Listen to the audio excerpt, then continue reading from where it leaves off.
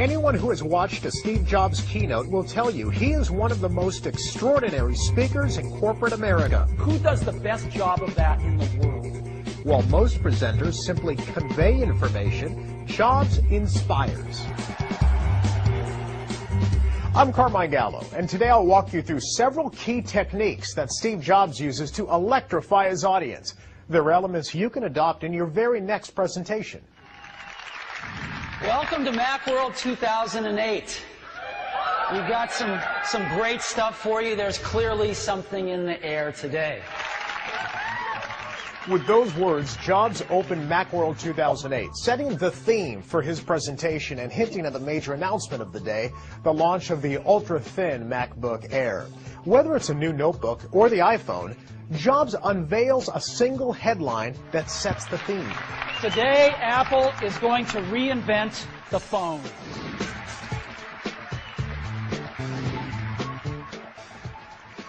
Once you identify a theme, make sure it's clear and consistent throughout the presentation. Think of a staff meeting as a presentation. So let's say you're a sales manager introducing a new software tool to help your team generate, track, and share sales leads. You might kick off your meeting this way. Good morning. Thanks for coming. I know you'll be really excited about this. Today we make it easier for you to make your quota. That's the headline. Easier to make quota. It's memorable, and it sets the direction for the rest of your meeting. It gives your audience a reason to listen. So I've got 4 things I'd like to talk about with you today. So let's get started. Steve Jobs always provides an outline for his presentation and then verbally opens and closes each section with a clear transition in between. Here's an example.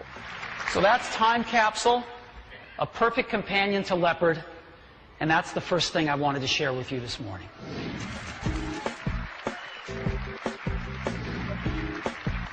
The point is, make it easy for your listeners to follow your story. Your outline will serve as guideposts along the way.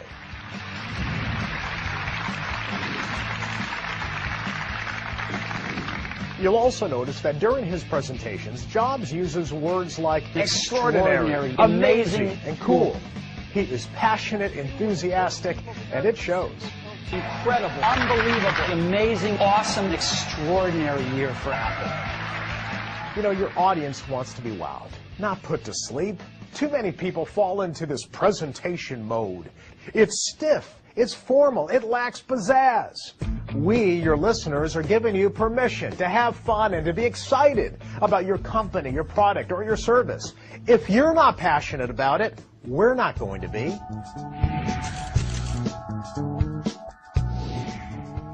Remember, Jobs isn't selling hardware. He's selling an experience. If you offer numbers and statistics, make them meaningful. We have sold 4 million iPhones to date. If you divide 4 million by 200 days, that's 20,000 iPhones every day on average. Numbers don't mean much unless they're placed in context. Managers, connect the dots for your listeners. Recently, I worked with a company that launched a 12-gigabyte memory card. 12 gigabytes! That number doesn't mean much to most people, so we put it into context. We said that's enough memory to listen to your music while traveling to the moon and back. Now, 12 gigs means something to me. Make numbers meaningful. One of the most effective elements of a Steve Jobs presentation is that they are easy on the eyes. His presentations are visual and simple. While most speakers fill their slides with mind-numbing data and text and charts, Jobs does just the opposite. He uses very little text and usually 1, maybe 2 images per slide. You see, you want to paint a picture for your audience without overwhelming them. Inspiring presentations are short on bullet points and big on visuals. If you really want your presentation to pop, treat it like a show, with ebbs and flows, themes, and transitions. Jobs includes video clips, demonstrations, and guests. He also has a knack for dramatic flair, and it's very effective. For example, when introducing the MacBook Air, Jobs drew cheers by opening a manila interoffice envelope and holding the laptop out for everyone to see. This is the new MacBook Air, and you can get a feel for how thin it is. What is the one memorable moment of your presentation? Identify it ahead of time, then build up to it. With a little help from our friends, everything will work today. And finally, rehearse, rehearse, and rehearse some more. Let me show you how easy that is now. Steve Jobs makes it look easy because he spends hours rehearsing. He cannot pull off an intricate presentation with video clips and demonstrations and outside speakers without practice. The result, a presentation that is perfectly synchronized and looks, yes, effortless.